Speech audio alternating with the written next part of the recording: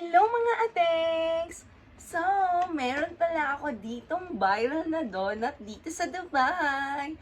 Ang Dunkin Donut na kunapa pistachio flavor. Ayan. Excited na ba kayo? Sige, try natin. Okay? So, ito yung tsura niya, guys. Ang bili ko dito, 9 dirhams. Yan. Ayan, oh. Ipakita ko. Ayan. Nakita niyo yung pistachio feeling niya. Tapos, meron siyang mga nuts sa ibabaw. Okay? Moment of truth.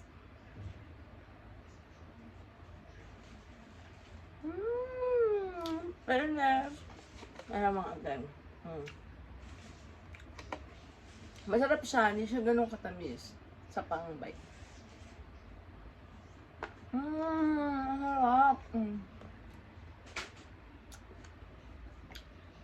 Kalasa niya talaga yung feeling nung banana na chocolate ng fix.